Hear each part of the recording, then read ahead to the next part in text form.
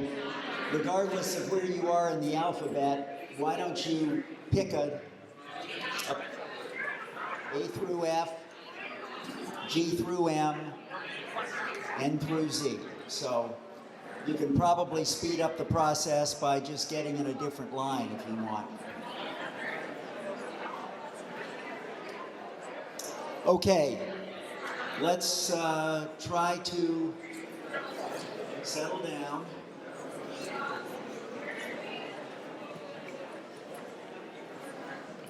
And we'll run through some preliminaries before we actually get into the business. So we'll keep registering people as we do this.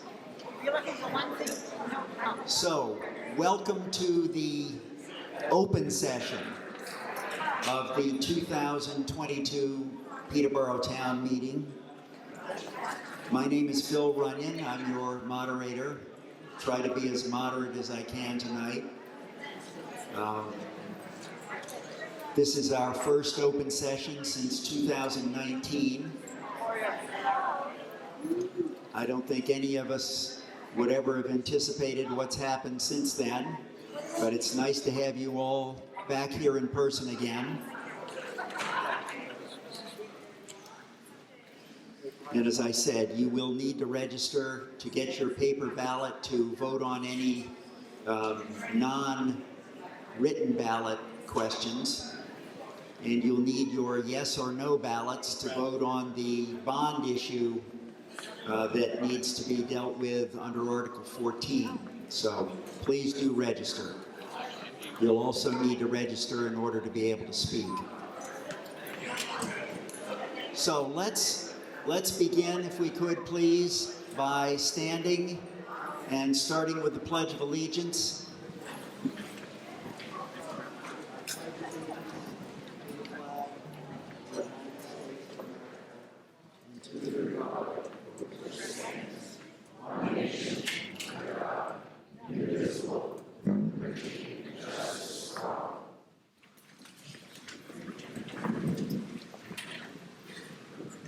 All right, well, thank you very much. So I'm sure there are among you out there some folks who are making their first appearance at a meeting like this. I won't ask you to identify yourselves, but you know who you are. And let's go through the rules briefly here, just so we'll be clear about the process that we'll follow tonight. We've got 2 articles, so and we'll follow the same procedure on each of them. If you want to speak, we have a microphone right here in the center.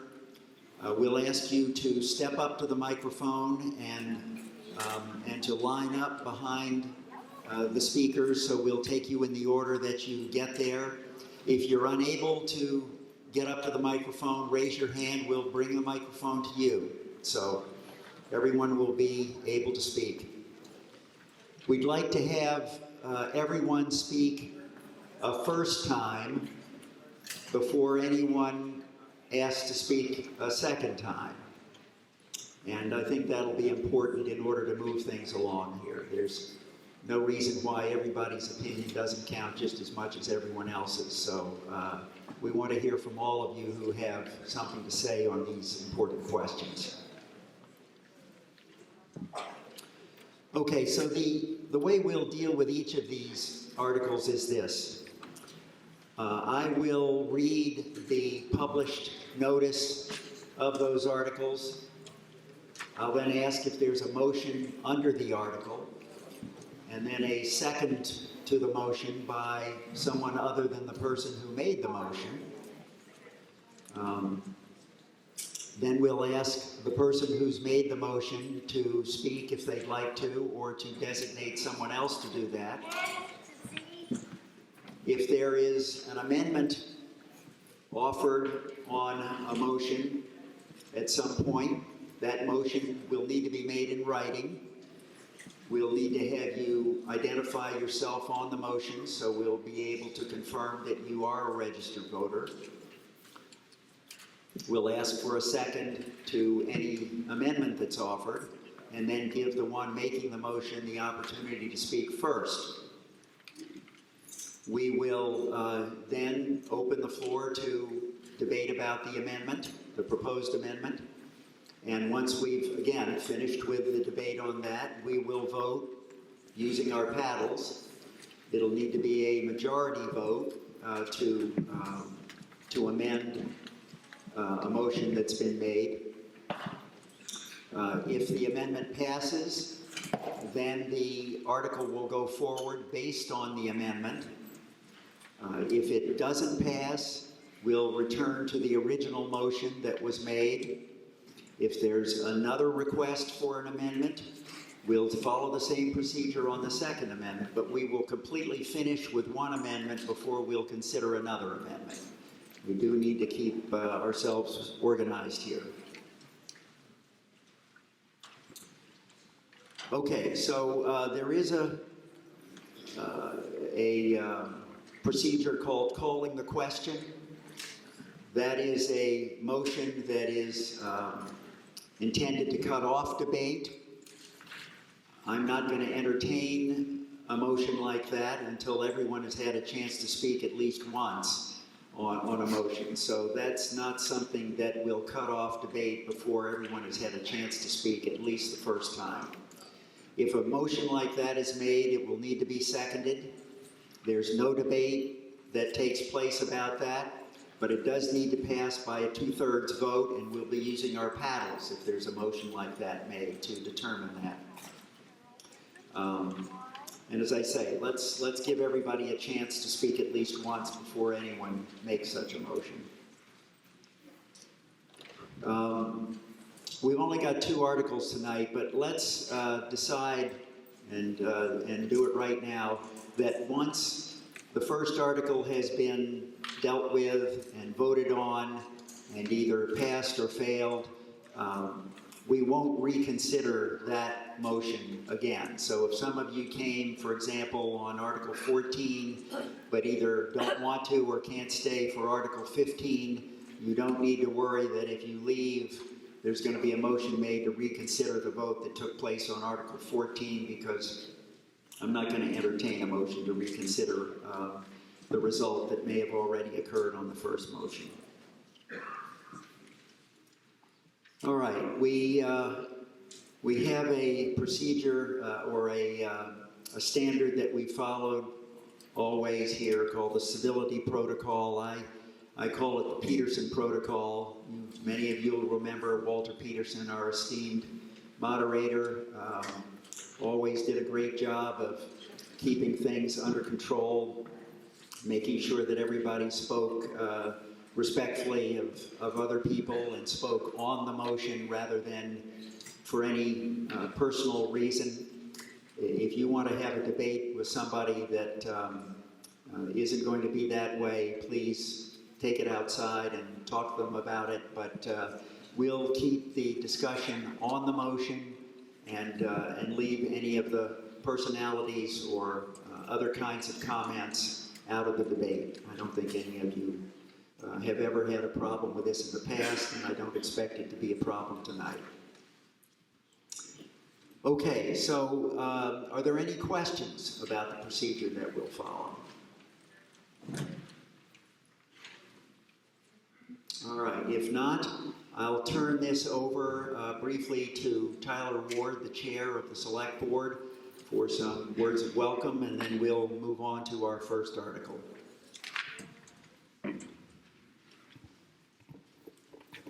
Welcome, everyone. Thank you for joining us on probably what's been the nicest night of the year so far, and you picked to come and sit in here with us. That means a lot. A lot of people have worked very hard and over a long period of time to bring you the budgets and the work that the town administration does for us. I'd like to start off. I'm Tyler Ward, obviously. With me at the table are fellow select board members, newly re-elected Bill Taylor, and congratulations, Bill, and Bill Kennedy. We also have town administrator Nicole McStay with us. Also at the table up front here is town clerk Linda Guyette. We have the supervisors of the checklist over here working probably the hardest this evening. Carol Lennox, Denise Sweet, and just elected Kathy Sullivan. So congratulations there. Over here we have our budget committee. I see Don Parkhurst, Carl Mazzino, Ronnie McIntyre, Al Ennis, and Mandy Sliver, and Rick Lesser. Sorry, not a dry throat there. Tonight our show is being recorded. Tim Bresvik's on the video, and we have Cooper Lee from Upstream Sound capturing this for posterity. I think that's it for introductions. As Moderator Ryan mentioned, we do have the two articles, Article 14, which will discuss the municipal campus and fire and rescue facility, and then the ambulance article at number 15. So, thank you. All right, thank you, Tyler.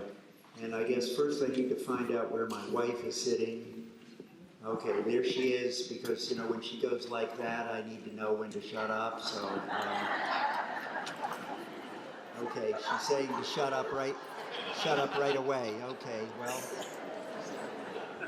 I get the point. Okay, so first I will say that Articles 1 through 13 were all dealt with at the ballot session we had yesterday, and all of them passed.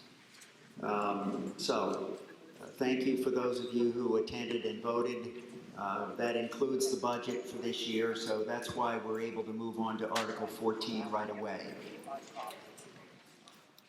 So, under Article 14, the Municipal Campus and Fire and Ambulance Facility article. This one reads as follows.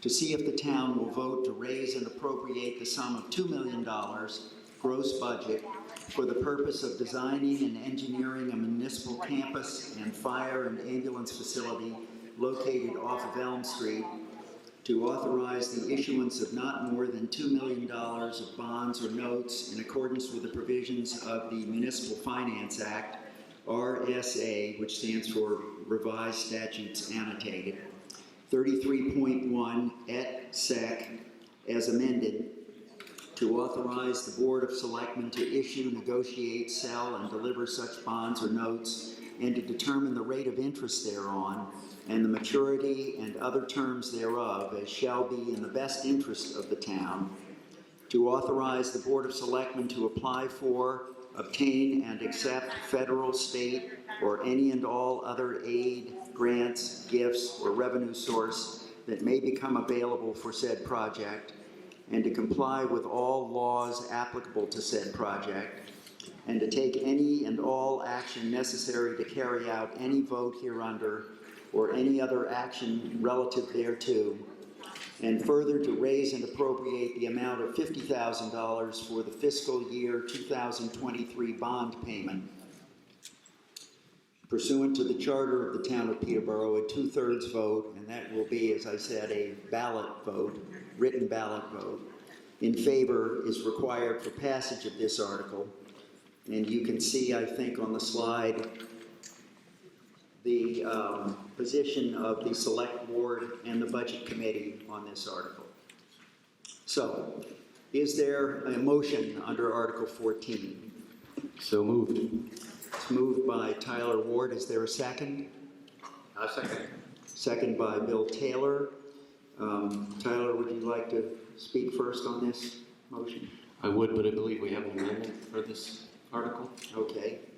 And the amendment is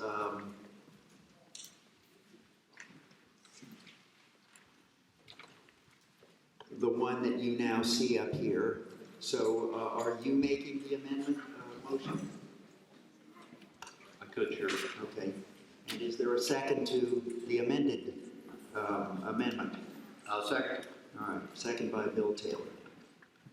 So the amendment reads as follows. To see if the town will vote to raise and appropriate the sum of $2 million gross budget for the purpose of designing and engineering a municipal campus and fire and ambulance facility located off of Elm Street, to authorize the issuance of not more than $1,300,000 of bonds or notes in accordance with the provisions of the Municipal Finance Act, RSA 33.1 et sec, as amended, to authorize the Board of Selectmen to issue, negotiate, sell, and deliver such bonds or notes, and to determine the rate of interest thereon, and the maturity and other terms thereof, as shall be in the best interest of the town, to authorize the Board of Selectmen to apply for, obtain, and accept federal, state, or any and all other aid, grants, gifts, or revenue source that may become available for said project, and to comply with all laws applicable to said project, and to take any and all action necessary to carry out any vote hereunder, or any other action relative thereto, and further to raise and appropriate the amount of $50,000 for the fiscal year 2023 bond payment. All right, so this one, I'll ask Tyler if he'd like to speak on first, but as for voting on this proposed amendment, we'll be using our paddles once we get to the voting part. If this amendment passes by a majority vote, it would then be added to the, or amend the original article that was moved and seconded. And if it doesn't achieve a majority, then we'll revert back to the original motion. So, Tyler, go ahead, please. Sure. So first, I would briefly just say that with this amendment, I'll say this little bit, and then we'll actually vote on the amendment. And then after that, Bill Taylor and Bill Kennedy will weigh in on the project going forward. So I just wanted to remind everyone that we are appropriating $2 million. However, having received some grant money in the amount of $700,000 plus or minus, we're committing to only bonding up to $1.3 million. So I'm sure many of you recall this has been discussed for many, many years, this project, and it's finally come to the table. And we, as a board, presented a project, and we heard a lot of great feedback. We've been working, we've been listening. Thank you, everyone who's asked to have their say in this and to get our ears so we can really take a good look at this. And with that, we've decided to start here with this bond for the design of the project. So it's ready to go out to bid. It's for a shovel-ready project. And then moving forward, we'll take it by steps along the way with input as we get it. So with that, I would ask for your positive vote on this amendment. Okay, so are there questions or comments that anyone would like to make on the proposed amendment? All right, step up if you would, please. And before you start to speak, please identify yourself just so we can make a note of that in our minutes of the meeting. Go ahead. Sandy Bebas. I'm just wondering if the amount of the interest in the last sentence should be adjusted down since the maximum amount of the bond has been adjusted. And I just had a conversation with the finance director who told me that the interest on a $1.3 million bond would be $32,500. Anyone like to address that? Well, that's a good question. What do we do from here? Can we do that? Yes. Okay, well, thank you for that comment. Any other questions or comments? We can deal with something further after this initial amendment is acted on. Yes, sir, your name is? Andrew Osterman. My question is this, does the town still qualify and be able to receive the $700,000 if this doesn't pass? We have. So you already have the $700,000? Okay. I think the answer to that question was yes, that the funds are already in hand for the $700,000 that represents this amendment. Other comments, questions? Yes, We ma'am. can't hear any of the answers. You can't hear what? The answers that they were giving to the question. Okay, all right, we will ask everybody to, if you have a microphone that needs to be turned on, please do that. Otherwise, please get it up a little closer to your face, please. Other comments or questions? Are you ready to vote on the proposed amendment? Yes, ma'am.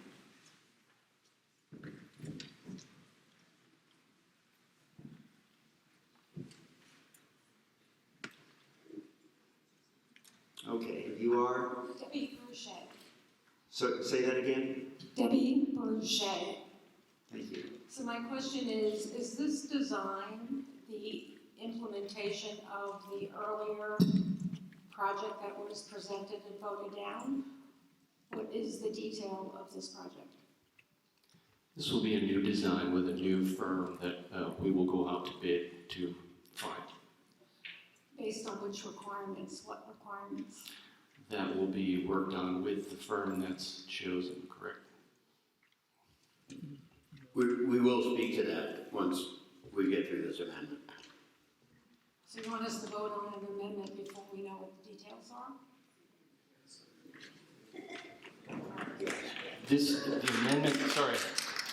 The amendment doesn't approve the money, it only approves or the voting only approves the amendment. We will then have a discussion, where there'll be a presentation, and then we'll all have a chance to, everybody here will have a chance to ask more questions, and then at the end of that, then we'll actually vote on appropriating the money. Great, So- thank you. Sure.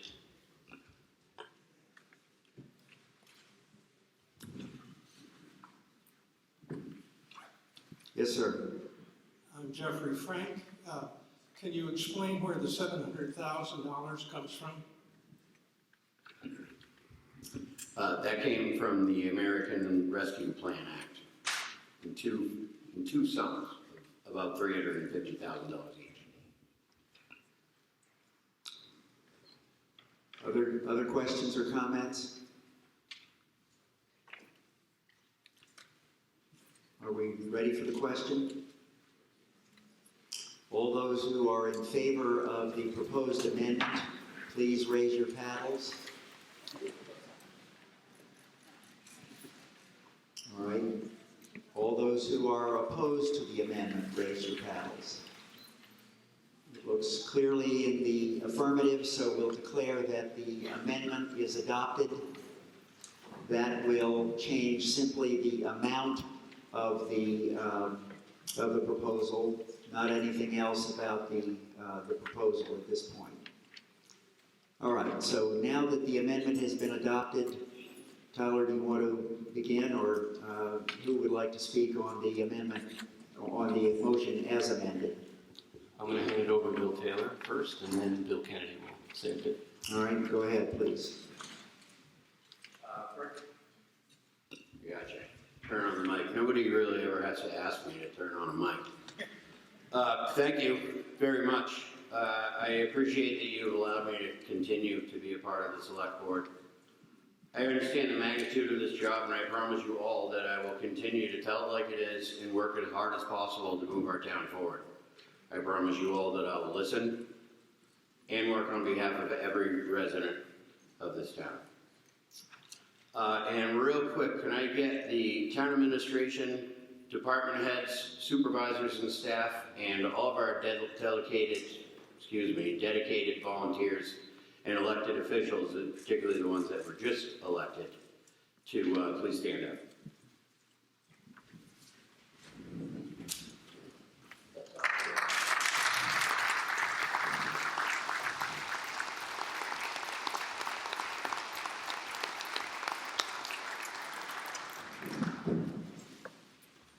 These people come to work every day and do everything possible to watch every dollar that is spent efficiently, while maintaining a level of service we've all come to expect. I've been serving for 3 years, and I ask a lot of all these people, and not once have I heard, "That's not my job." So thank you again, very much.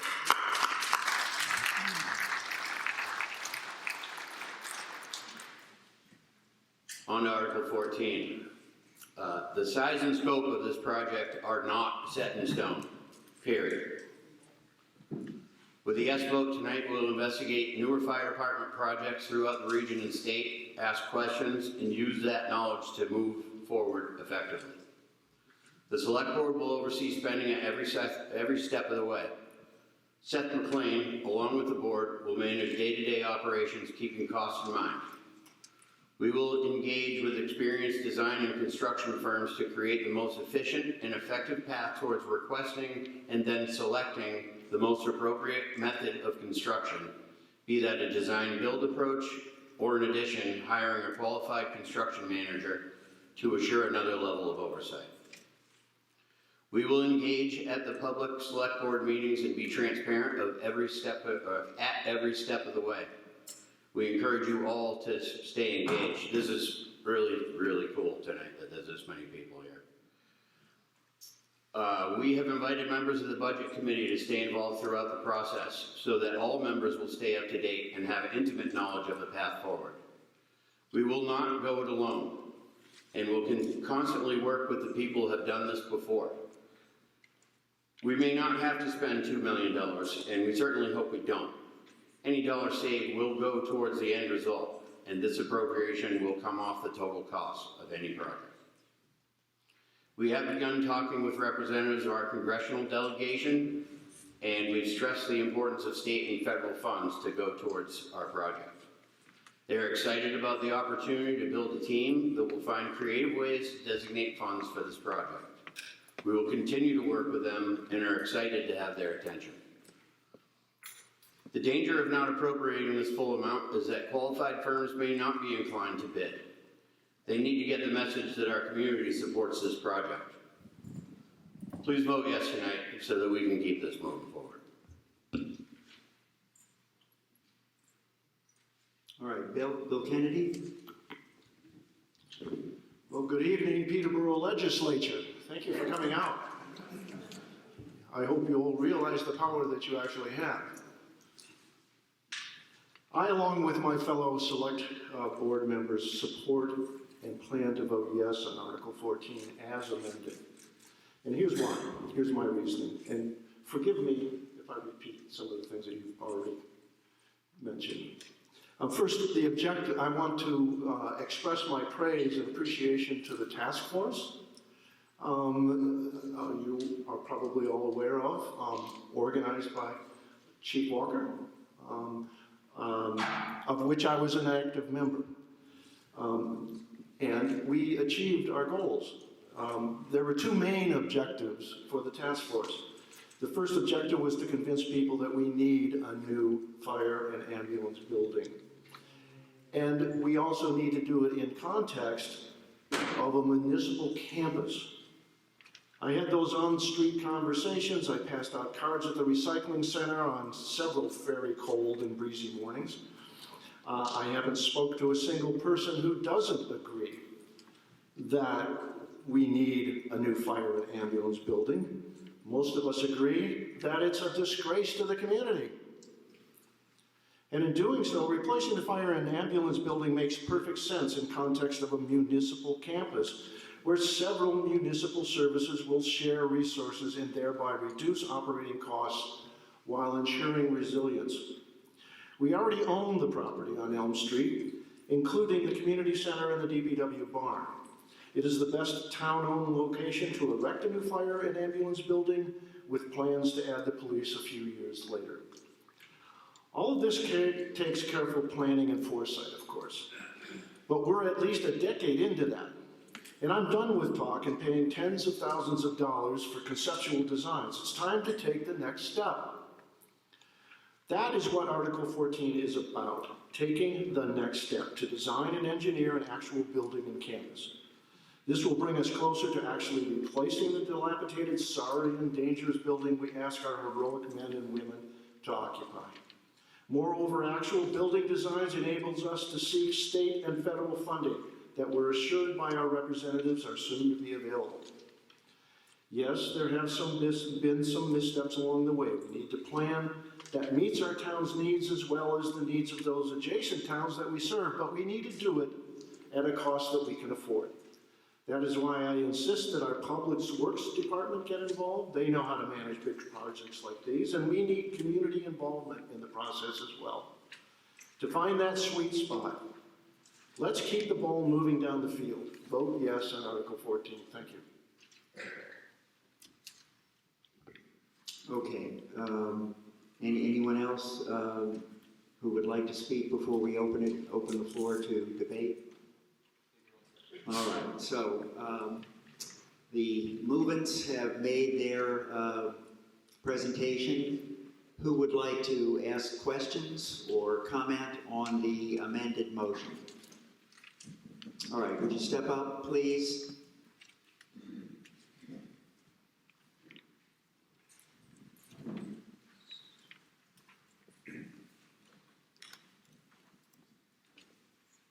Kathleen Allen. Bill, you just said that with the change, the police department would come much later down the road. We were told that 23 million originally was going to be fire department, police department. Then I was told, well, the police department would be there, but it would be like unfinished for them. What are you, Bill, what are you seeing as a cost factor of doing fire department now and whatever years down the road, then doing a police department? Is it going to be in the same building? So what are we looking at financially for each of those pieces?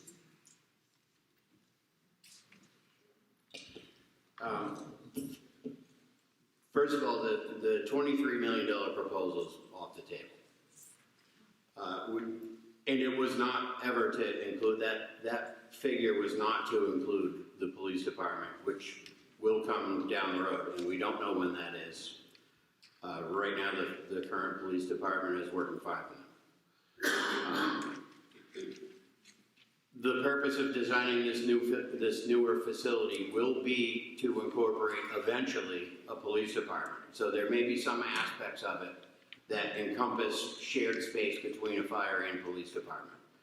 However, it has not been designed yet, and that is what this vote is for, is to move forward so that we can design.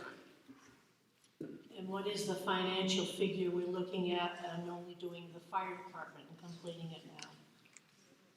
We don't have a figure.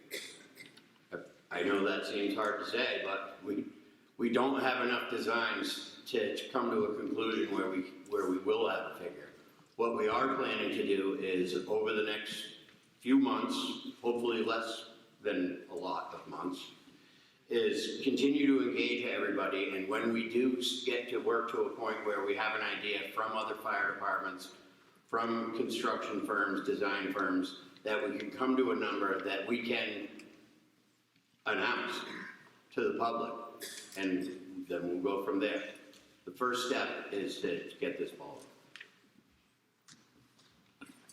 I want to reiterate that the police department is not part of this design, but we're anticipating adding a police department on due to not only shared spaces, but also shared resources and redundancy in various features.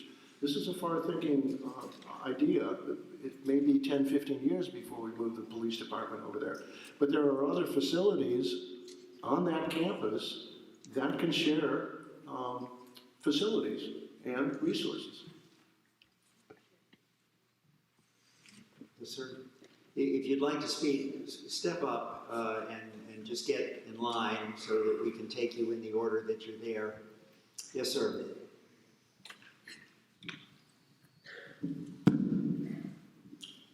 Thank you. I'm Carl Mazzino. I'm speaking as a citizen in Peterborough. My issue is not whether we need a new fire station. I personally have looked into that question many times, in many ways in recent years, including visiting the station more than annually, I think. I've met with Chief Walker, either one of us knows how many times. and with several other of the firefighters going through all the ranks. And I'm convinced we need a new fire station. It worries me, however, that some years ago this was already obvious. So I have to question why we've come this far without having one. I acknowledge it's clearly difficult and challenging to navigate the conflicts between what safety costs and what we can afford. Last year we made some progress, but we did not do well overall. The $23 million concept that was proposed for the select board consideration was indefensible, and that's why it's not under consideration today by all of you. I believe this is the largest project the town has ever undertaken and requires doing business differently. Peterborough does have citizens who are willing to help in the process, some who are absolutely dedicated to the town's welfare, and some who, in addition, bring experience and expertise. Some folks need to be engaged before any contract is written. That is, before any substantial portion of $2 million is committed. We need to learn from the experience with new fire stations in other communities, their contractors and architects and firefighters. We need to have a vision of what capital costs are coming over the 20-year duration of a new construction bond. When the contracting is being written, we need to know how to use existing space in Peterborough to address needed emergency services without the full cost of new construction. We need to consider options that do not depend on getting currently undefined federal grants. We need to have some notion of what our taxpayers can accept to ensure their own and their neighbors' safety. But not tonight. Tonight, the best we can do is hear how committed the town administration is to using the energy and expertise and wisdom available to help with the next steps. And we have heard from the select board this evening some comments about how they do intend to, in my view, change the way we're doing things to involve more people and to involve them early in the process. Then we can vote to authorize these funds for design and engineering and build momentum towards affordable emergency services infrastructure that Peterborough deserves. Thank you. All right, who's next?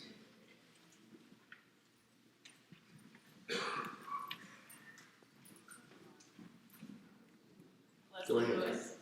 Thank you, go ahead. It seems to me that there are 3 projects in this complex, but you're only talking about the fire department. There's the DPW building and the community center, which has a report outstanding, which I believe hasn't come yet, but I'm not hearing anyone talking about this as a whole unit when it kind of has to be. You know, you've got a certain amount of land, you're looking at $2 million just to talk about the fire department, with no commitment to also talk about those other 2 buildings, because you're going to ask for a bond for those 2.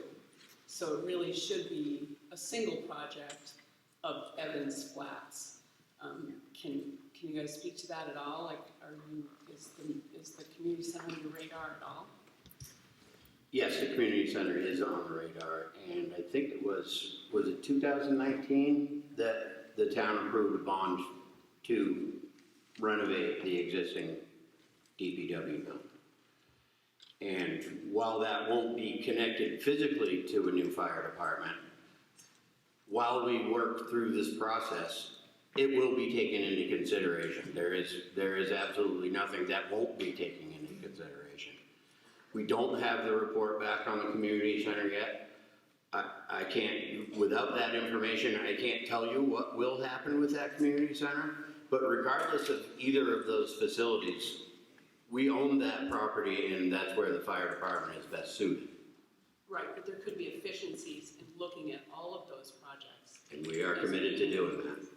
I also would say that, although you can't necessarily say exactly how much the fire department project would cost, I think based on the fiscal needs of the town, you guys could commit to a ceiling of how much you as select people on behalf of us are willing to bond.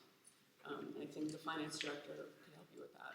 We will be doing that over the next several months. All right, great, thank you. Okay. All right, who's next? Moderator. Yep. This amendment and this bond article it is for stated municipal campus and fire facility. So thank you, Leslie, for reminding us that we're including that. Yes, sir. Yes, my name is DeWitt Clark, and I have two general thoughts on this. One is the need is urgent. And I've only been here a couple of years, but I've seen the building. All right, it's got structural defects. I don't think we can wait 5 years, to get something going on this.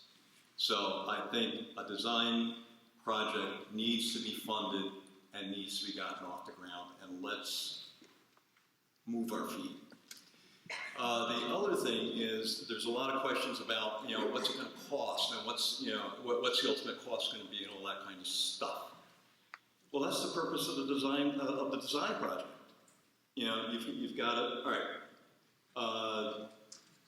Chief, I guess the whole issue of lithium batteries in cars and homes introduces a whole new challenge, right? That's not cheap, right? We all know about the housing for our professionals and volunteers. They need laundry. We know all that kind of stuff. But there's a whole lot of challenges that are being forced that are coming today that that the fire department needs to be able to address. Not to mention the requirements by FEMA and the State Emergency Management Administration for the way what the structure has to be able to do.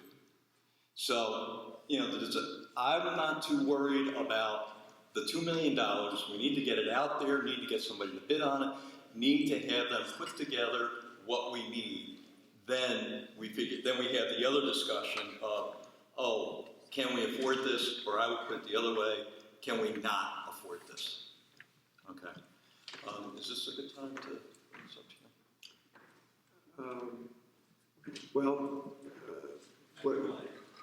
Pardon me? Let's see if we can finish the debate about this before we consider anything further. Who's next, please?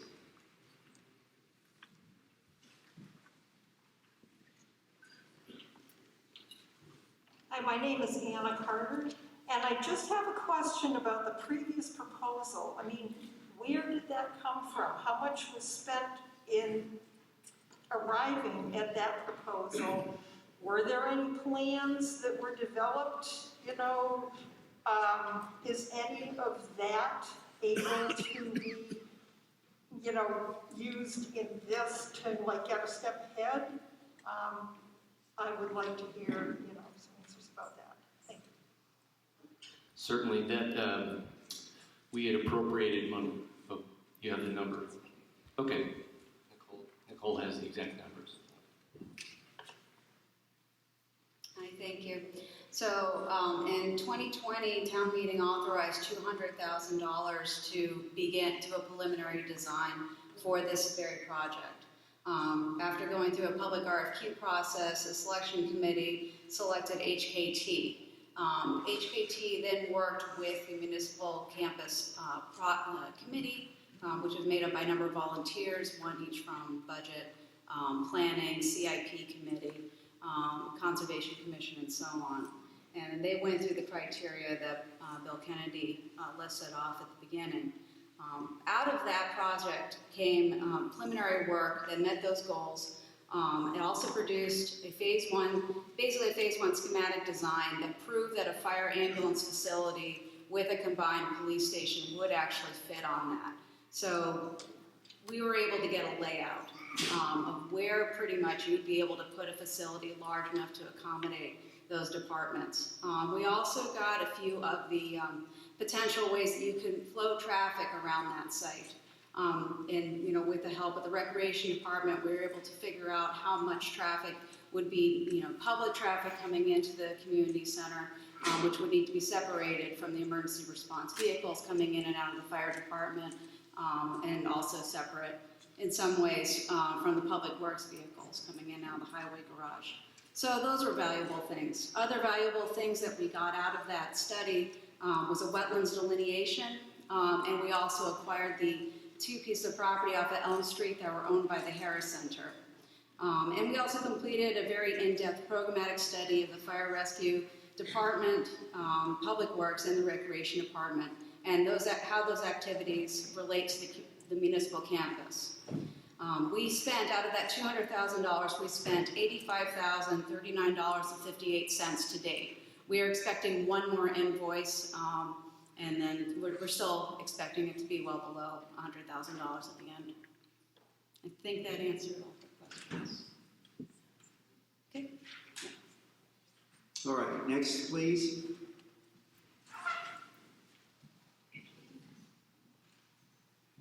Go ahead.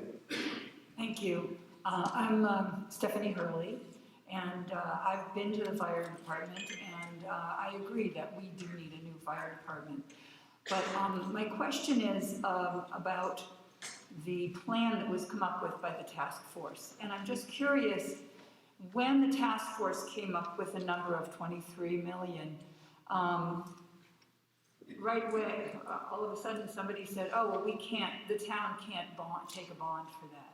It's impossible. So what I want to know is, do you have, sort of in line with the other question about an upper limit, do we have a figure for what the town can bond? And does that, if we take the maximum of that, does that then tie our hands for the future things like adding the police station and that type of thing? So, thank you. I can answer real quick the first part of that. I think, except for I just forgot what her question was.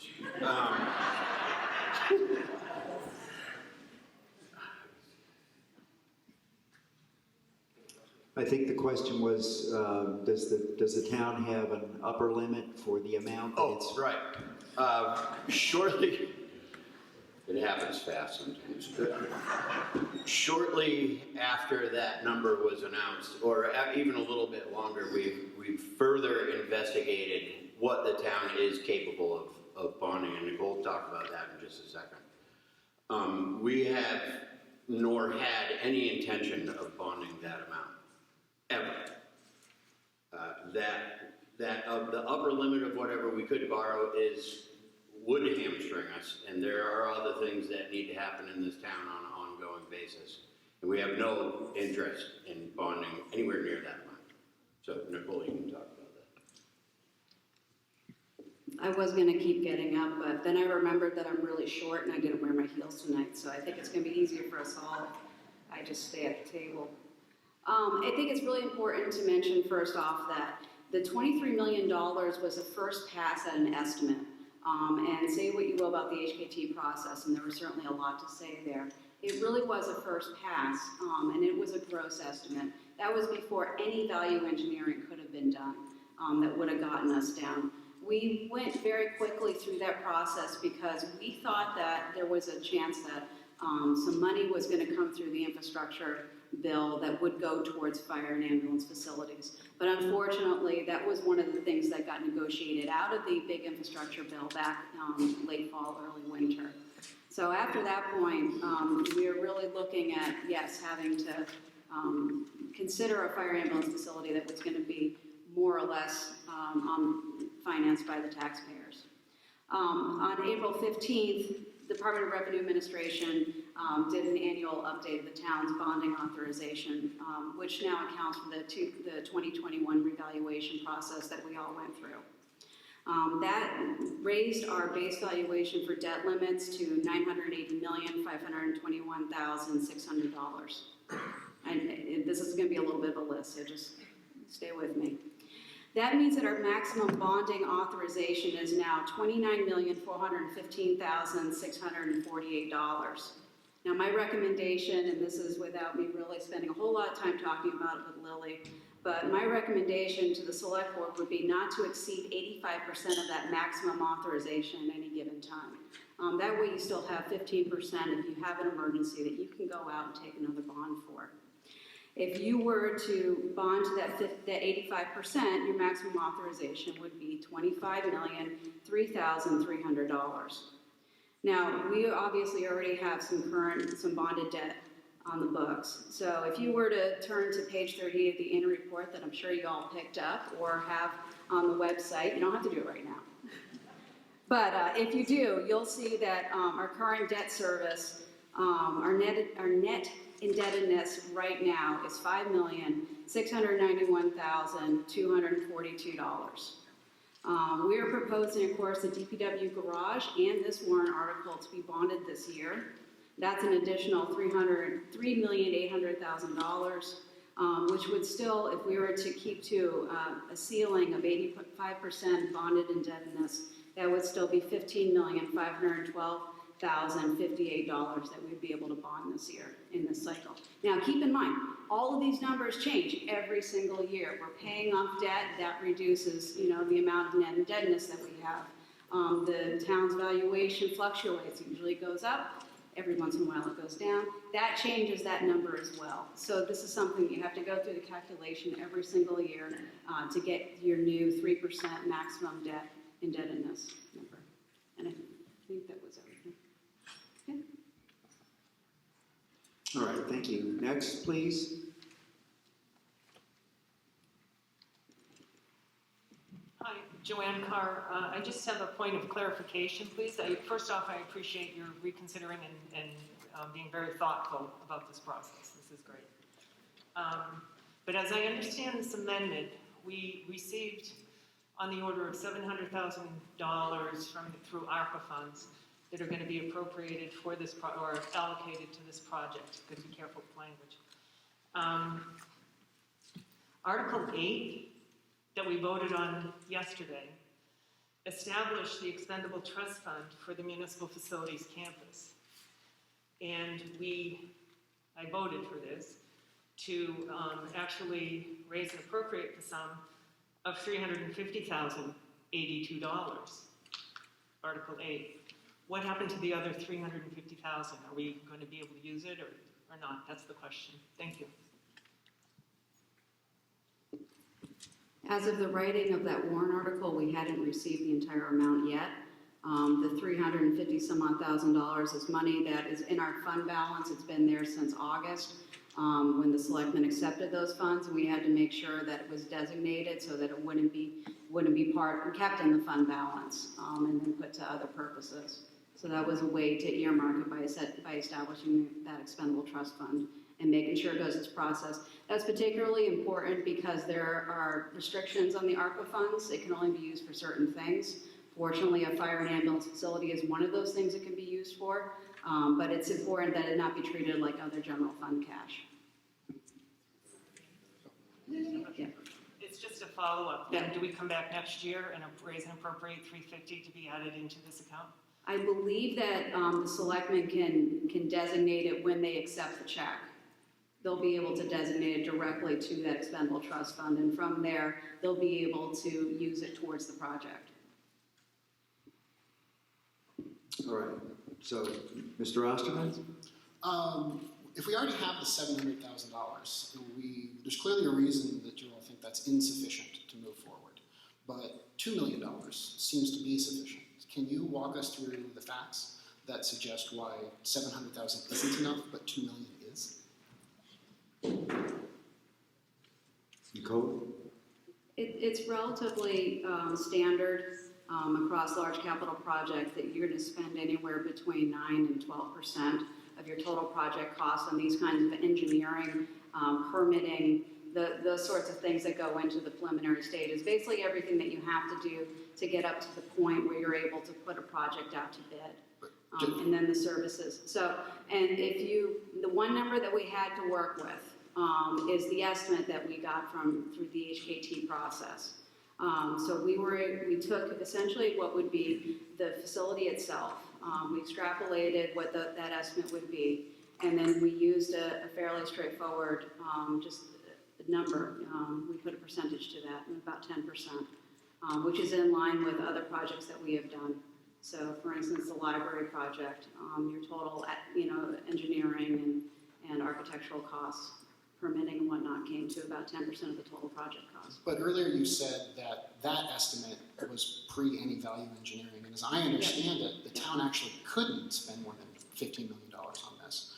without exceeding bond caps. Isn't that correct? For the entire project, yes, but we weren't looking at the entire project. We were looking at the estimate on the building. The estimate on the building, if my memory serves, and I don't have the estimate right in front of me, was less than $19 million. And so that's what we were looking at. And then some of just the immediate land site work that would need to be done around it. The wetlands permitting that would still need to be done. We have a good idea of what those costs are. That's what we based this estimate on, the $2 million. And actually, we came out a little bit more than $2 million, we rounded down. But if the most the town can spend, all in on this, is $15 million, shouldn't this estimate be reduced to $1.5 million total, with only $800,000 coming out of the town's pocket, given the $700,000 you already have? So that's the most that the town can bond this year. I don't believe that we're gonna have final design and construction and ready to go out to bid before, it would be at least this time next year, if not later than that, probably 2 years.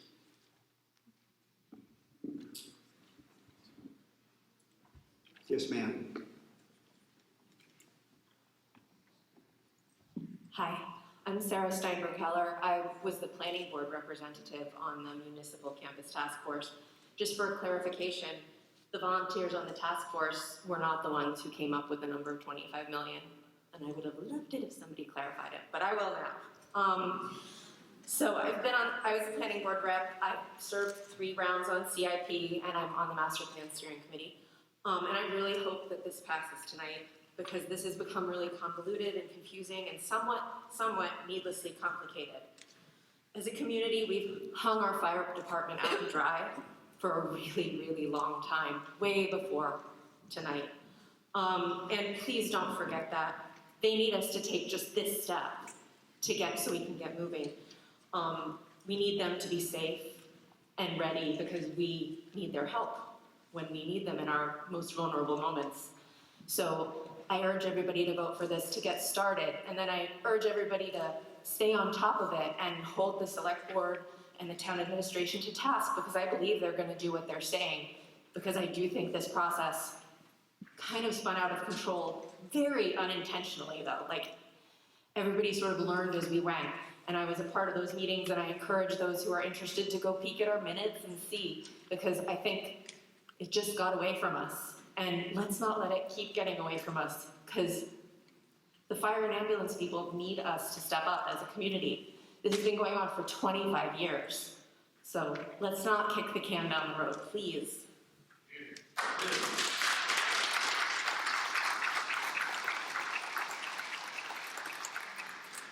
Yes, Hi, ma'am. I'm Shelley Gogan-Hulbert, Old Jaffrey Road. My question is, how will this impact our tax bills this year? If someone could speak to that, maybe per 100,000 in value of our home?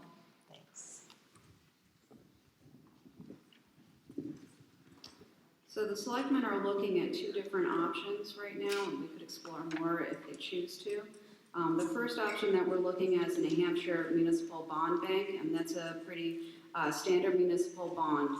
The interest rate right now is 2.5%. They have a first-year payment, interest-only payment, so that's why you get a lower number in the first year of 4 cents per thousand, but after that, for the next 5 years, it's 33 cents per thousand, 32, 32, 31, and 30. Another option the selectmen have looked at is People's United Bank. They're offering an interest rate of 3.4%, and the first year impact, and this would be a fully loaded interest and principal payment, the tax impact of that would be 35 cents per thousand, 34, then 33, 32, and 31. And that's all at a assumed total evaluation for the town of $874,585,000, so on and so on and so on. Yes. Hi, Jean Deitch on Pine Street. So I was really interested to hear that Nicole say that we had just done a study of the fire department and how it runs. Because I had some questions about that, because a lot of what's going into this has to, the administrative side of things is the offices and the residential space and so forth. So I was wondering, we all know, first off, I do want to say that I totally support all the volunteers, and I want to thank them, because honestly, if you have gone in that fire station, you would not want to work there. I mean, it looks like a third world country. It's horrible. You would not want to sleep there. You would not want to work there. So I really want to thank all the people who are doing that. We really do owe them a lot. Our fire department includes lots of volunteers, but that doesn't mean they work for nothing. What it means is that they're contract labor. The fire department explained all this to me as they were giving me the tour. It means that they're contract labor, and they can come or not, depending on whether they're able to do that. And so my question to Nicole is, when 10 people show up, because it's volunteer and as many people as possible can show up, when 10 people show up at an event, for, let's say, an emergency event that really doesn't require that many people, how does the payment work? How do they decide who gets paid, and how does that work? So actually, I'm really not the best person to speak to that. That is very much within the realm of fire department operations, and so I'd like to recognize Chief Walker to answer that question. Chief? Thank you. So there's two pieces. We have the firefighters who are, as you said, paid on call. They respond to fire calls. We have our EMS staff. So the town of Peterborough staffs 2 emergency ambulances, 24 hours a day, 7 days a week. Those people are in that building waiting for calls. So they're paid hourly basis on a shift for the time that they spend in there. The firefighters, when the firefighters are recalled, pager goes off, firefighters come out of the station, all the firefighters who respond to the emergency are paid for a minimum of 1 hour. So they receive 1 hour of pay to come down to the station for those calls. Their pay rate ranges from anywhere from about $13, $15 an hour for people who become trained and certified, up through about $25 or $26 an hour for our deputy chiefs and other senior level officers. If the incident only requires a few people for a longer period of time, then the people that aren't being utilized in the incident go home, become available and wait for the next call or so forth. If the call lasts 6, 8, 10, 12 hours, then everybody gets paid for the amount of time they're there. The other thing that's important to realize with that too is not everybody is there for the same amount of time. We have people, as you well articulated, they have other things they're doing. So people will come and go for calls. We may have somebody who doesn't come initially, an hour into a call they're available, they show up. So for any given call, we have a whole bunch of people that are working a whole bunch of different hours, if that makes sense. So my question's only about emergency services. So if 10 people show up at an emergency event, I'm confused. They each get paid 1 hour. If there's no, they get paid for the amount of time they spend dedicated to resolving that problem, but a minimum of 1 hour. Minimum. Okay. Each. Okay. Okay, so maybe that's something people will want to look at when they look at how this all works.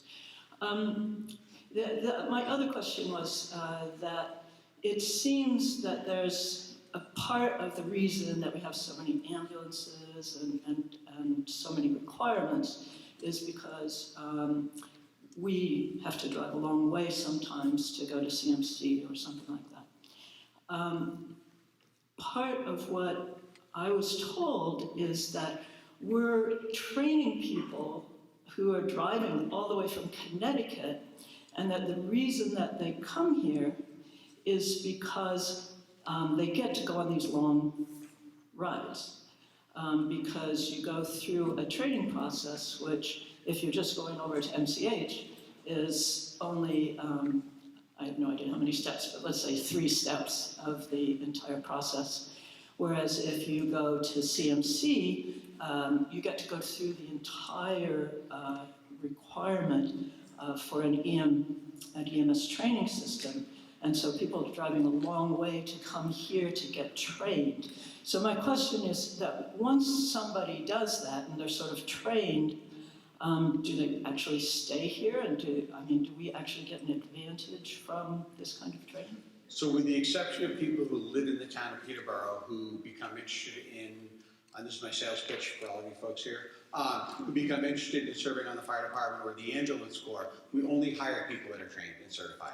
So what you're looking at is when we bring individuals in here, we may bring folks in that are certified, licensed by New Hampshire as a paramedic.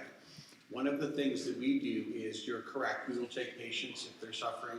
We took one today to Concord Hospital, who were suffering a acute medical event that required care beyond the capacity of an adult community hospital. We took them to Concord Hospital.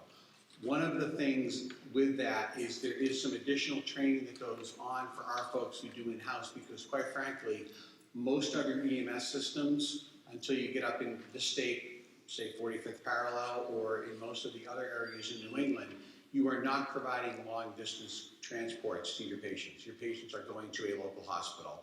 And quite frankly, it is, and no offense to people who work in large metropolitan areas, it's a lot easier to take patient care for a 10-minute transport than it is an hour-long transport. So one of the things with our providers is we spend a lot of time honing the skills of those providers so that they are able to provide that high quality level of care for that 60-minute duration of transport, as opposed to, say, a 10-minute duration of transport you have in an urban area. Same medical emergency, same destination facility, but the difference is the amount of time that the provider is giving care to that patient between their living room and that hospital where they're receiving the definitive care. So if a patient asks to go to MCH, how is the decision made whether or not they go there? So again, let's digressing a lot from the. I'm getting off the subject. I think we need to try to keep. I hope that somebody can investigate these kind of questions, because a lot of the design of the fire station is dependent on the fact that we supposedly need to drive people a very long way. So that was the point that I was getting to. Thank you. Yes, sir. Yes, well, my name's Jay Cox. I have a question for the fire. Could you? Jay Cox. Okay, and just ask, speak into the microphone so everyone knows your question. Yes, on the EMTs, do they get benefits? So we have 6 of our paramedics are full-time employees for the town, so those are full benefited positions. Our other folks, under the town employee guideline, folks that regularly commit to 15 hours a week for us are considered part-time employees. Part-time employees get prorated holiday pay and prorated vacation pay, but there are no other benefits in terms of a retirement system or health insurance or anything like that. All right, the people that sleep overnight, are they paid for by the town of Peterborough? So they are paid out of the ambulance revolving fund. So the 100% of the ambulance operating cost is covered and paid out of that ambulance revolving fund, including all salaries and other expenses. And that's a really good segue into Article 15. If you want to stay tuned for Article 15, we're going to get in depth. The town of Peterborough has $1.5 million towards the ambulance and fire department. Where's that money going? The budget? So the total, so again, we're going to talk about more about this in Article 15. The ambulance budget, although it goes through the town of Peterborough, the revenue or receipts that support that budget come through primarily through ambulance reimbursements and through fees that we charge to the other communities that we serve. And well, I should say we charge all the communities we serve. Peterborough also has an allocated share of that they are charged. Thank you. Yep. Okay, let's see. Anyone who hasn't spoken yet before we go back to Ms. Bass?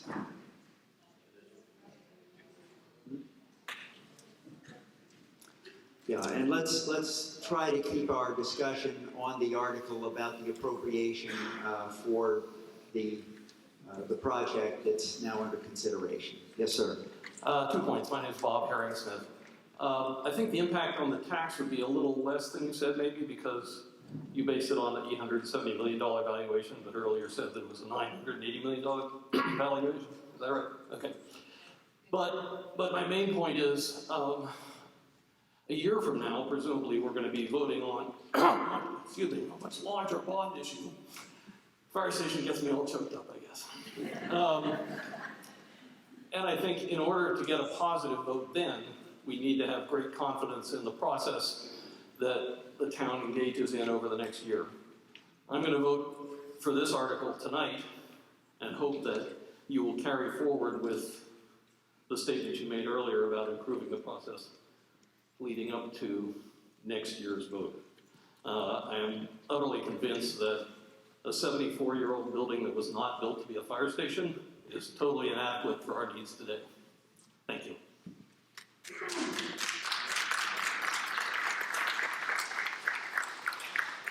Yes, sir. Dennis Silly from Sand Hill. I'll speak first that this project is long overdue. I joined the Peterborough Fire Department in 1969 up at the top of the hill up here. And we were delighted when we got the town barn when they moved away. But at that point we had 4 or 5 trucks, and later on we got an ambulance. Everybody was a volunteer, paid call, whatever you want to call it. And I think people should be reminded that even though we have a paid staff there now, the volunteers do get paid to come down there for a call. But those same people show up to help wash the trucks, clean the yard, do the other things that go on in the fire department. I feel that this thing is long overdue, and it's time for the town to get behind this, find out what it's going to cost, get it to everybody, and let's get moving on it. It's way overdue.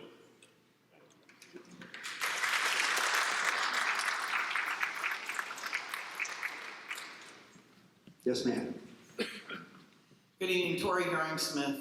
I'm curious about the process, if you can give us any more details in terms of value engineering, the process that is of consistently asking, do we need to have a floor of this particular kind of covering? I understand the weight requirements, et cetera, are immutable because they are what they are. But, you know, what woods are used, all of those sorts of things. The library project went through years of value engineering to ensure that the price stayed within what could be afforded.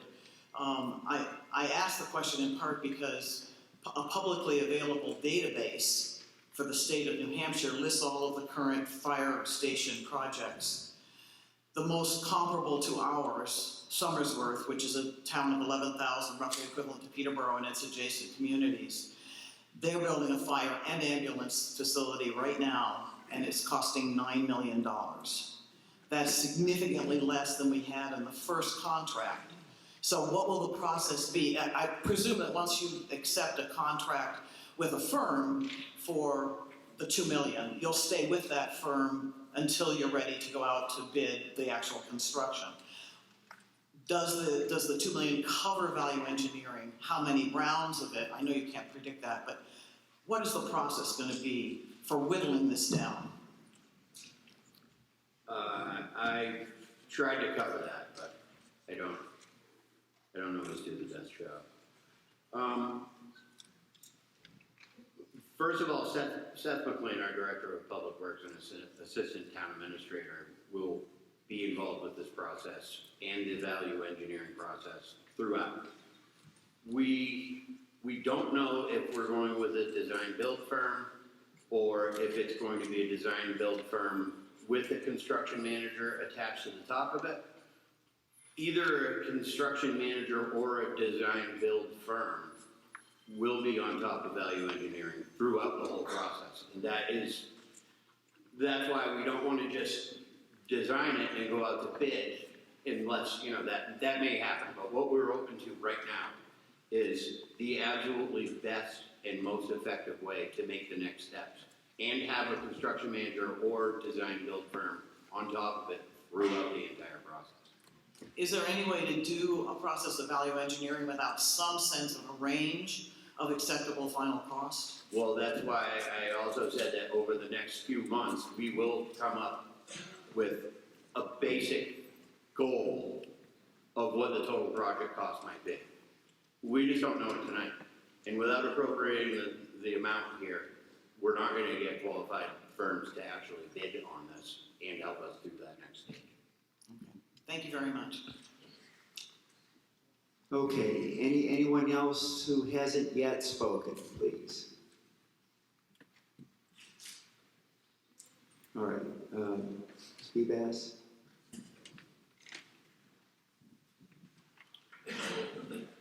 It seems to me that the easiest way to reduce the cost of this building is to reduce the square footage. And I'm wondering if in your plan there is a plan to make a concerted effort to reduce the square footage of the building based from what's in the programmatic design.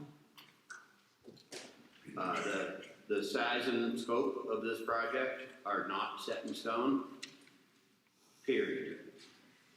We were absolutely looking at every possible way to cut costs. I'd like to hear if a concerted effort will be made to reduce the square footage of the building. Yes. Thank you.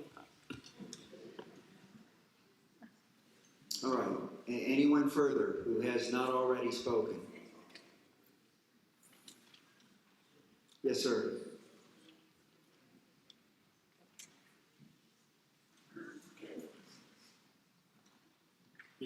Tom Darts, Overseers Road. Just a quick comment, since the cost of like another department and trying to compare us, and I know we're all worried about money. When you look at these other towns and these other projects as you go forward, please remember that it's not just the cost of the building. You cannot just compare the cost of, say, Somersworth to us. Yes, their population is bigger, but when you look deeper into it, they also have a private ambulance company that subsidizes their ambulance. So just because they have a cheaper building doesn't necessarily mean that they're going to be housing the same kind of equipment that we have or have the same capabilities that we have. They have a private ambulance company that takes care of a chunk of their lesser emergent calls, as well as 2 contracted paramedic trucks from a private company to provide them with advanced life support. So when you're trying to do apples to apples, it's more than just the physical building, it's more than just the department sizes and populations. You really got to look at the whole picture of things so that you don't end up with basically blinders on and get focused on something that is doesn't really compare to what we're doing. Thank you.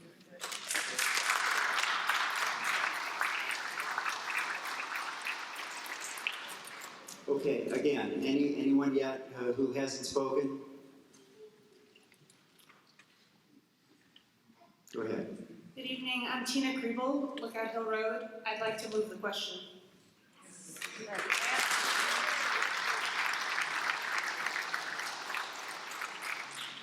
Sorry, well, that's, is there a second to the motion? Appears that there are a number of those. Okay, keep in mind, this is not a debatable motion. So let's start by having everyone who is in favor of moving the question raise their paddles. If you're opposed to the motion, raise your paddles. Okay, that seems distinctly in the affirmative. That cuts off debate about the amended motion. I understand, though, sir, that you have a proposed amendment to the... All right, well, would you step up here, please? DeWitt Clark, and I think this covers a couple of the things that people have talked about tonight, so.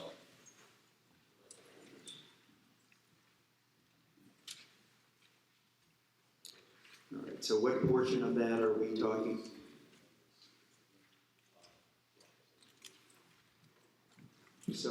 So which part of it, is it A, B, C, and that part you circled?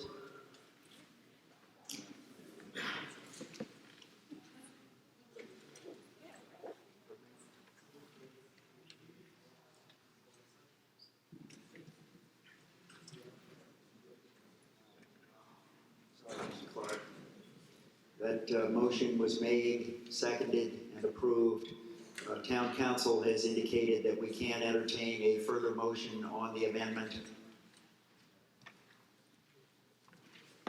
The issues that you're raising there certainly can be considered as part of the investigation process that the town will go through in determining the design of the project, but it's not something we're going to be able to entertain and act on tonight. All right, so debate has been cut off on the amended motion.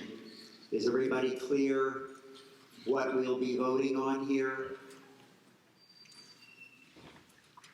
It's up on the screen there. I can read it again if you can't see it well enough, but that's the motion that we'll be voting on with your written yes or no ballots. We have a ballot box here.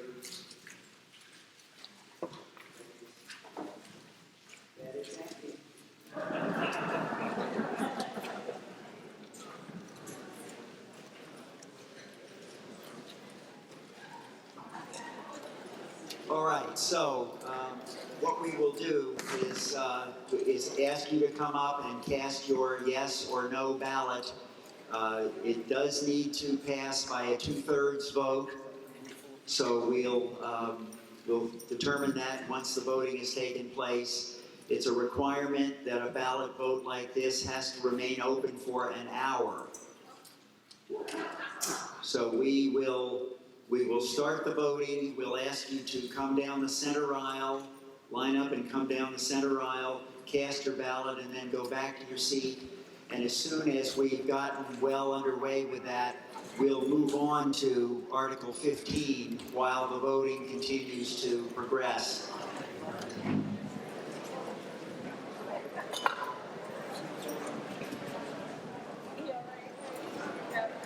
Okay, the polls are opening at 8:24. They'll remain open until 9:24.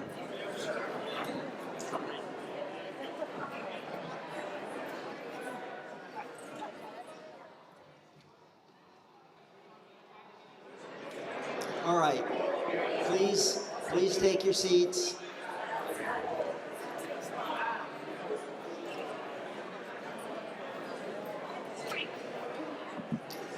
The polls here, the box will remain open for further voting by anyone who comes in between now and 9:24, or anyone who's not yet decided how they want to vote until 9:24, and then we'll calculate the results and announce them as quickly thereafter as we can.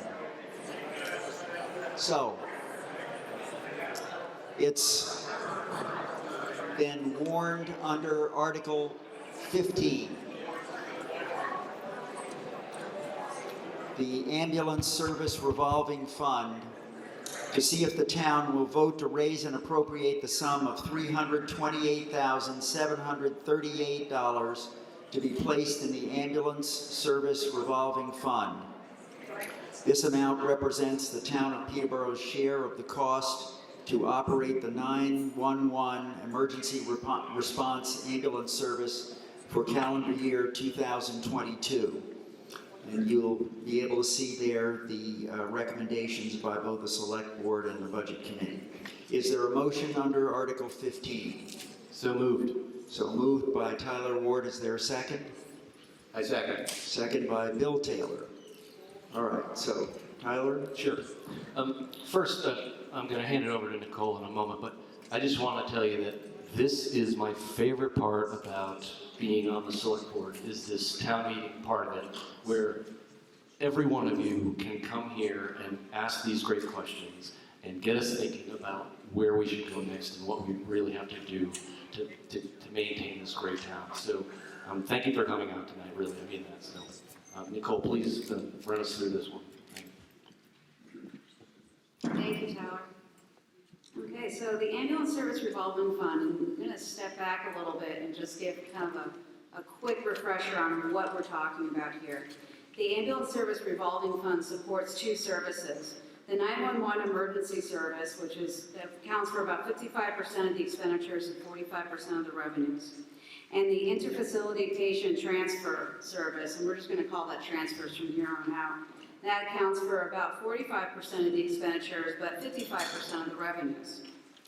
We're really going to be focused on the 911 side of the business tonight. The 911 emergency service also includes service to the regional towns that we bill for their share of the shortfall between the cost of the 911 service and the fees that it takes in. Peterborough's share of the cost to run the 911 service has been primarily supported by the profits of the transfer service, Each year since 2011, the town of Peterborough has appropriated $50,000 towards its share. The balance of its share of the cost to run the 911 service comes from the profits generated by the interfacility transfer service. This year, we're asking voters to fully support the cost of Peterborough's share of the 911 service with tax dollars. All right, so beginning on this slide and for the next few slides, you're going to see, if you look in your handouts, you'll see that pie chart at the top, but then right below it, you're going to see numbers. And this is how we're going to do it for the next couple slides. So if you're the kind of person that really likes to see the information graphically, it's there for you. But if you really like to dig into the numbers, that's all there for you too. So you can see where all the numbers in those graphics come from. But I don't have those on the slides because you can't read a single number when I put it up on that screen. All right, so we break down the 911 service charges between Peterborough and the other communities we serve based on a blended formula. That blended formula is 50% based on the population of each town and 50% based on the 911 calls that town generated in the prior year. And then together, you put those together and you get that chart on the right-hand side. And then if you look below, you'll see that we also include in that calculation a portion of the capital improvements plan. So that's the purchase of the ambulances themselves, the equipment that goes into them. Also in that is an administration fee of 10% and a 5% assumption of risk fee because as you can imagine, it's no small thing to run an ambulance service. There's quite a bit of risk involved in it.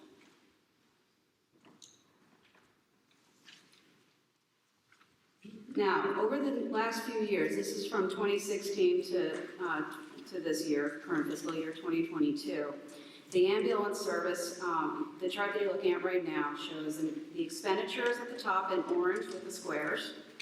The line below that is gray with triangles. That's the 911 revenue, and the revenue that it brings in, and most of that revenue comes from insurance receipts. Some of it is direct pay by patients. Below that, in yellow, I believe that's an asterisk, is the shortfall between the two. So there's the expenditures minus the revenue, and then you have the remaining amount that needs to be covered. Below that, in the green line, is Peterborough's share of that cost per service, and that's green line with circles.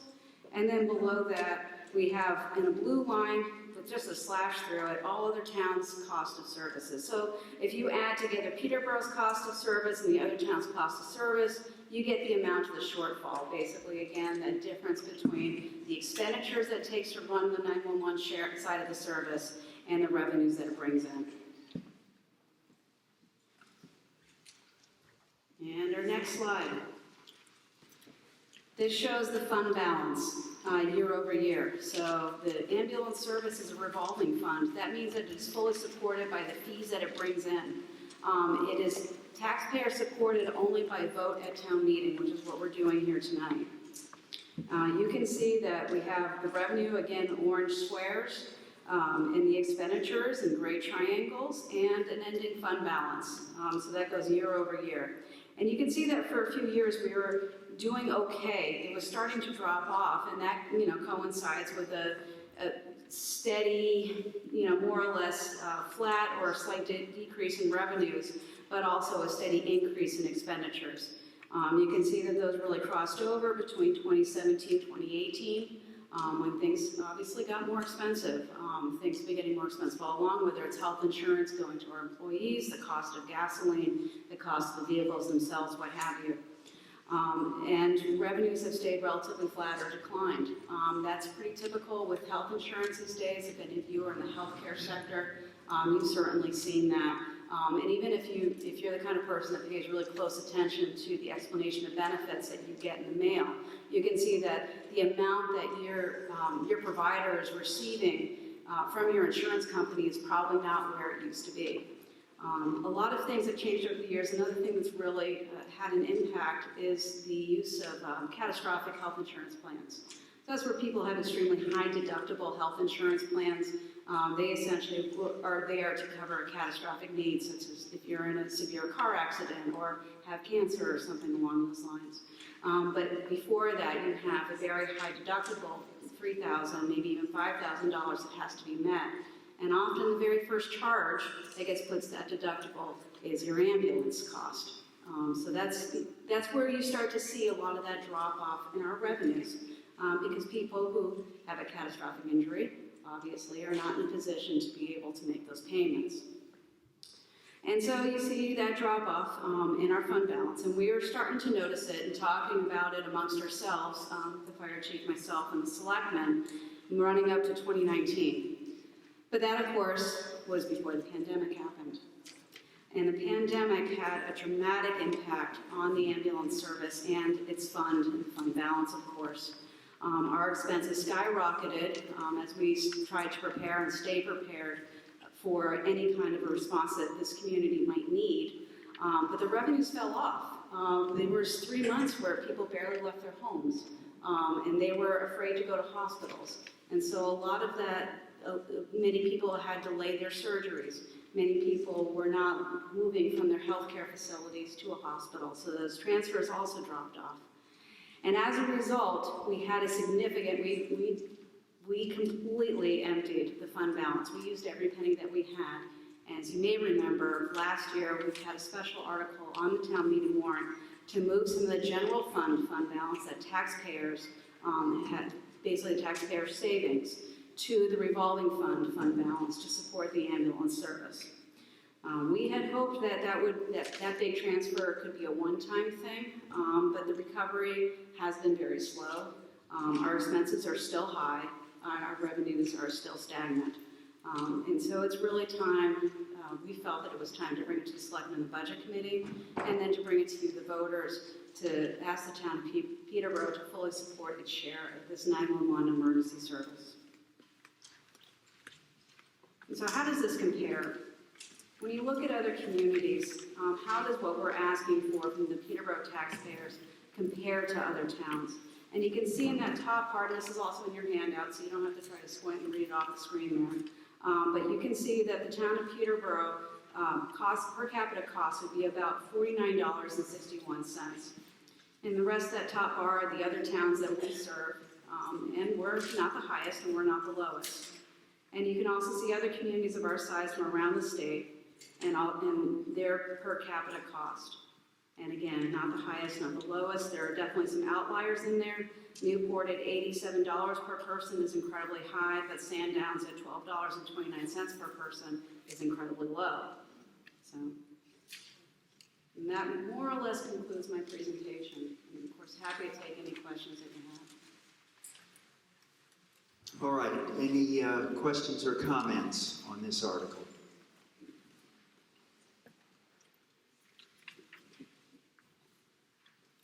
All right, if there are none, then please use your paddles, and all of those who are in favor of the motion as made and seconded, please raise your paddles. All right, if you're opposed to the motion that's been made under this article, raise your paddles. All right, it looks unanimous as far as I can see here from that result, so I'll declare that that article has passed. Just like to say a couple of things before we conclude our actual discussion tonight. First of all, it was pointed out to me that there was a gentleman here who wanted to offer an amendment to the last article that we voted on by ballot here. I regret not having given him an opportunity to make that motion before we entertained the calling of the question motion that was also voted on very quickly and cut off debate. I do know that his that his proposed motion was not to change the amount of the appropriation, but to make sure that the people who are going, the select board and the budget committee who are going to study this issue, took into account certain factors in making their determinations. I hope that not only he, but the rest of you who are concerned about how this project gets designed and what the final proposal is, both as to the design and the cost of it, will take part in that exercise and come to those hearings and present your points of view. So, sorry the way it went on that issue tonight, but I hope that we'll be able to give that gentleman and anyone else who wants to participate in that process a fair opportunity to do it. One more thing before we give those of you who don't want to wait for the outcome of the ballot voting. There's a gentleman here who wanted to make a comment about the arrangements that we make for our town meetings. I told him I'd give him a chance to make that statement. So what's your name, sir? Gary Gorski. Okay, so go ahead. Thanks. I'm Gary Gorski, and I'm the father of 3-year-old twins, which means that I was an hour late and my wife can't be here at all. And so I think that holding a meeting at 7 o'clock at night basically just disenfranchises most of the parents of young children in town.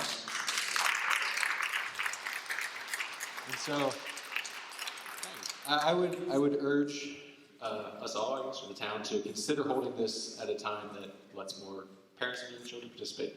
Thank you. Do you have a proposal? I would propose that we hold this on a weekend afternoon, like some of the towns around us. And I mean, if this had been on a Saturday afternoon, me and my wife would have brought the kids, and we both could have voted.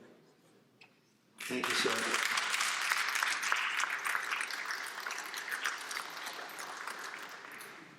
All right, well, we are not going to close the meeting, obviously, until 9:24, and thereafter, once we count the ballots and announce the results. You're welcome to stay. You'll certainly be able to determine the outcome of that vote tomorrow. So, thank you for coming this evening. Would you please turn in your paddles so that we can use those again? And if you are a newly elected official who has not yet been sworn in, please stop up here and let our town clerk swear you into that position. Thank you for coming, and we'll look forward to seeing you again next time.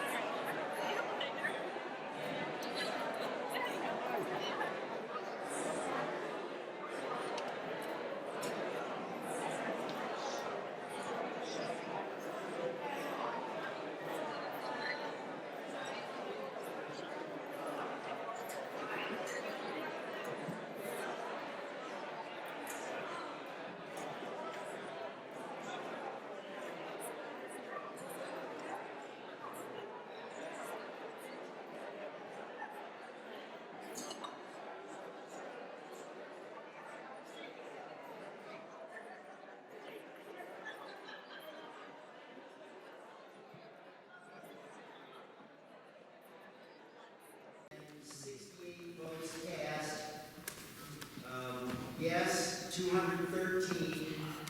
No,